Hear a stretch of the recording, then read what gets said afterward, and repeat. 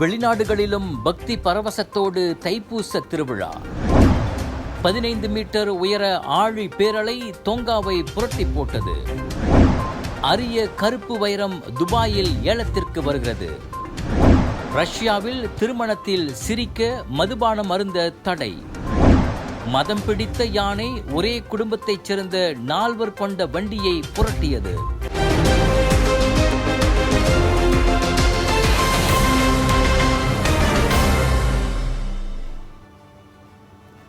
வணக்கம்.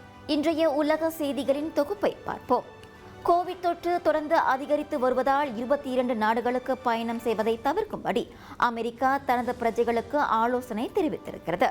Israel, Australia, எகிப்து, Albania, Argentina மற்றும் Uruguay ஆகிய நாடுகளும் இவற்றில் அடங்கும் என CDC எனப்படும் அமெரிக்க நோய் கட்டுப்பாடு தடுப்பு பிரிவு வெளியிட்ட அறிக்கையில் கூறியிருக்கிறது.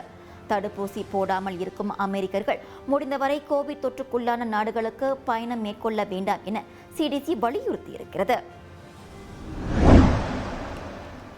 திரவியம் தேடி திரைக்கடல் தாண்டி சென்ற தமிழர்கள் உலகம் முழுவதும் விரிந்து கிடக்கும் நிலையில் சமய கலாச்சாரங்களை இன்று வரை விட்டுக் கொடுக்காது பாரம்பரியமாக கடைபிடித்து வருகின்றனர்.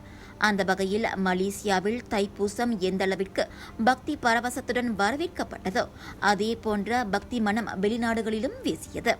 மலேசியாவை போன்று வெளிநாடுகளிலும் கோவிட் அச்சுறுத்தலுக்கு மத்தியில் இந்து பக்தர்கள் விரதம் இருந்து ஆலயங்களில் முருகனுக்கான நேர்த்திக்கடனை நிறைவேற்றினர். அவ்வாறு மியான்மரிலும் பிரிட்டன், லண்டனிலும் வரவேற்கப்பட்ட தைப்பூச கொண்டாட்டத்தை அடுத்து காண்போம்.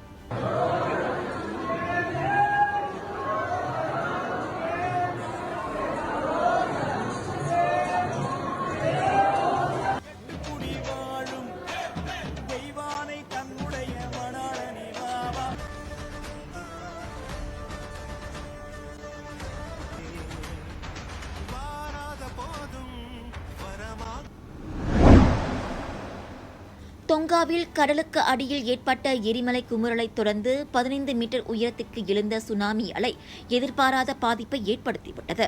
அந்த ஆழி பேரலையால் குறைந்தபட்சம் 3 மாண்டதாகவும் கடலோர பகுதியில் இருந்த அதிகமான வீடுகள் அழிந்ததாகவும் தொங்கா நாட்டு அரசாங்கம் தெரிவித்திருக்கிறது.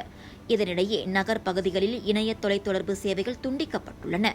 ஆயிரக்கணக்கான மக்கள் வீடுகளை இழந்ததால் அவர்கள் தற்போது தற்காலிக நிவாரண முகாம்களில் தங்க வைக்கப்பட்டுள்ளனர்.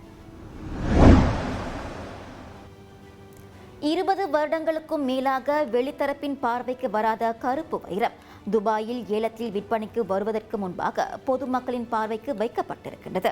எனிக்மா என பெயரிடப்பட்டிருக்கும் அந்த கருப்பு வைரம் 260 ஆண்டுகளுக்கு முன்பு விண்கல் அல்லது சிறுகோள் பூமியை தாக்கிய போது உருவாகி இருக்கலாம் என நம்பப்படுவதாக சத்தபே ஏல நிறுவனம் கூறியுள்ளது.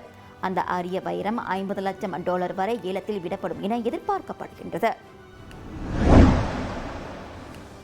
பொதுவாக திருமணங்கள் என்றாலே மகிழ்ச்சியும் கொண்டாட்டங்களும் நிறைந்த ஒரு நாளாக திகழ்கிறது.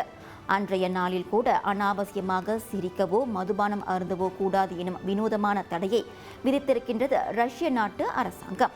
மகிழ்ச்சியை வெளிப்படுத்த சிறிதாக புன்னகைக்கலாமே தவிர அநாகரிகமான நகைச்சுவையோ உறக்க சிரிக்கவோ அனுமதி மறுக்கப்பட்டுள்ளது. நேற்று தொடங்கி தென் ரஷ்யாவில் உள்ள ரோஸ்டோ மாகாணத்தில் அரசாங்க முறைப்படி நடைபெறும் பதிவு திருமணங்களில் இந்த விதிமுறைகள் பின்பற்றப்பட உத்தரவிடப்பட்டிருக்கிறது. தென்னாப்பிரிக்காவில் உயிரியல் பூங்காவில் மதம் பிடித்த யானை ஒன்று ஒரே குடும்பத்தைச் சேர்ந்த 4 சென்ற வாகனத்தை தலைகீழாக புரட்டி போட்டது. மிகவும் முரட்டுத்தனமாக செயல்பட்ட அந்த யானையின் தாக்குதலிலிருந்து சம்பந்தப்பட்ட தம்பதியரும் அவர்களது 2 பிள்ளைகளும் தெய்வாதீனமாக உயிர் தப்பினர். அந்த வாகனத்திற்கு பின்னால் சென்ற மற்றொரு SUV வாகன ஓட்டுநர் அதன் கவனத்தை திசை திருப்ப பலமுறை ஹார்ன் அடித்த போதிலும் அந்த யானை அதனை பொருட்படுத்தவில்லையாம். இதனை அடுத்து சம்பவம் நடந்த இடத்திற்கு வந்த உயிரியல் பூங்காவின் அதிகாரிகள் அந்த மதம் பிடித்த யானையை அடக்கியுள்ளனர். 2020ஆம் ஆண்டில் உலகின் பல நாடுகள் கடுமையான கோவிட் கட்டுப்பாடுகளை விதித்த போது மக்கள் வீடுகளிலேயே முடங்கியிருந்தனர். மக்களின் வெளிநடமாட்டம் குறைந்தபோது காற்றின் தரமும் நீரின் தரமும் மேம்படைந்தன. பறவைகளும் விலங்குகளும் அதன் சுதந்திரத்தை உணர்ந்தன. இதுபோன்று கோவிட் முடக்கத்தினாலும் மேலும் ஒரு நன்மை உலகில் நடந்திருக்கின்றது. 2020 மின்னல் தாக்குவது குறைந்ததாக கூறியுள்ளனர் ஆராய்ச்சியாளர்கள். காற்று மண்டலத்தில் காணப்படும் ஏரோசல் நுண்துகள்கள் மின்னல் ஏற்படுவதற்கு காரணம் என கூறப்படுகிறது. கோவிட் கட்டுப்பாட்டு காலத்தில் மனிதர்களின் நடவடிக்கையினால் எரிபொருட்களை எரிக்கும் நடவடிக்கைகள் குறைந்திருந்தன. இதனால் ஏரோசலின் வெளிப்பாடும் குறைந்திருந்தது. அதனை அடுத்து 2020 ஆண்டில் மின்னல் ஏற்படுவது குறைந்ததாக அமெரிக்க புவி இயற்பியல் ஆராய்ச்சியாளர்கள் தெரிவித்துள்ளனர். இந்தோனேசியாவில் சாலைகளில் பொருத்தப்பட்டுள்ள சமிக்ஞை விளக்குகளை திருடி இணையத்தில் விற்று பணம் பார்க்க முயன்ற இளைஞனை போலீசார் கைது செய்துள்ளனர். 27 வயதான அந்த இளைஞன் இரவு நேரத்தில் ஊராட்சி மன்ற ஊழியரை போன்று வேடமிட்டு சாலை சமிக்ஞை விளக்குகளை பழுது பார்ப்பது போல பாசாங்கு செய்து பின்னர் அவற்றை திருடிச் சென்றுள்ளார். சில இடங்களில் சாலை சமிக்ஞை விளக்குகள் காணாமல் போயிருப்பதாக பொதுமக்களிடமிருந்து புகார் வந்ததை அடுத்து போலீசார் சம்பந்தப்பட்ட இளைஞனின் திருட்டுச் செயலை முறியடித்தனர். வங்கியில் வைக்கப்பட்டிருந்த வெளிநாட்டு பணத்தை எடுப்பதற்கு அனுமதி மறுக்கப்பட்டதால் ஆத்திரமடைந்த வாடிக்கையாளர் வங்கி அதிகாரியை கடத்தியுள்ளார்.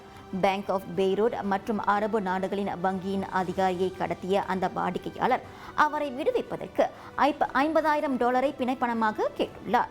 அவரது அந்த கோரிக்கை நிராகரிக்கப்பட்டவுடன் உடல் முழுவதும் பெட்ரோலை ஊற்றிக்கொண்டு கையில் துப்பாக்கி மற்றும் வெடிகுண்டை வைத்துக்கொண்டு வங்கி ஊழியர்களை சுடப்போவதாக மிரட்டியிருக்கின்றார். அதன் பிறகு வேறு வழியின்றி அவரது சேமிப்பு பணத்தின் ஒரு பகுதியை வங்கி அதிகாரிகள் அந்த நபரிடம் வழங்கியுள்ளனர்.